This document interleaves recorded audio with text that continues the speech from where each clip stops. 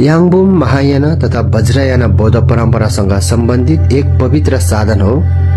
यसलाई मुख्यतया धन प्राप्तिको प्रतीक मानिन्छ। हिमाली बौद्ध परम्परामा महायान बौद्ध धर्मले मानिसको जीवनलाई सुखी, सन्तुलित र अर्थपूर्ण बनाउने धेरै व्यावहारिक उपायहरू सिकाएको पाइन्छ।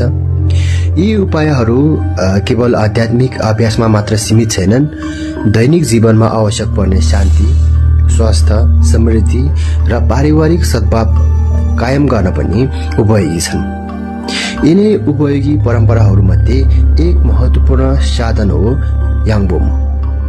याङबुम भनेको के हो? याङबुम तिब्बती शब्द हो।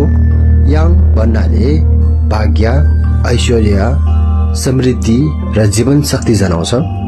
बुम भन्नाले कलश वा बाँडो भन्ने अर्थ बुझिन्छ। यसरी याङबुम भन्नाले समृद्धि, भाग्य र सकारात्मक ऊर्जालाई धारण गर्ने पवित्र कलश भन्ने बुझिन्छ। नेपाली तथा हिमाली समुदायमा यसलाई ग्याङबुम, धन कलश वा सह कलश पनि भनिन्छ। याङबुमलाई विधिपूर्वक प्रार्थना, मन्त्र र शुभ सामग्रीहरू राखेर तयार गरिन्छ।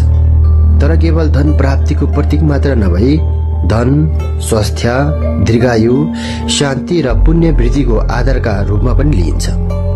याङबुमले घरमा सकारात्मक ऊर्जा प्रवाह गराउने र नकारात्मक बाधा अवरोध हटाउने विश्वास पनि गरिन्छ। हिमाली बौद्ध समाजमा याङबुमलाई घरको देवी देवता जस्तै सम्मान गरिन्छ। याङबुम राख्नुको मुख्य फाइदाहरू आर्थिक स्थिरता र समृद्धिमा सहयोग, जीविकोपार्जन र व्यवसायमा आउने बाधा कम हुनु, परिवारमा शान्ति, सद्भाव र सुख कायम हुनु, स्वास्थ्य सुधार र दीर्घायुको कामना, मानसिक शान्ति र आत्मविश्वास बढ्नु, पुण्य र सकारात्मक कर्म सञ्चित हुन सहयोग। यसकारण याङबुम केवल भौतिक धनको लागि मात्र होइन, समग्र जीवन सन्तुलनका लागि उपयोगी साधन मानिन्छ। परम्परागत रूपमा याङबुमलाई घरको सफा, शान्त र सम्मानजनक स्थानमा राखिन्छ। यसलाई फोहोर वा अपहेलनापूर्ण स्थानमा राख्नु हुँदैन। श्रद्धा, विश्वास र सकारात्मक भावना सहित राख्दा यसको प्रभाव अझ राम्रो हुने विश्वास छ। याङबुम हिमाली बौद्ध परम्परामा जीवनलाई सुखी, समृद्ध र अर्थपूर्ण बनाउने एक सरल तर प्रभावकारी साधन हो। यसले मानिसलाई केवल बाहिरी समृद्धितर्फ मात्र होइन, भित्री शान्ति र सदाचारतर्फ पनि मार्गदर्शन गर्छ।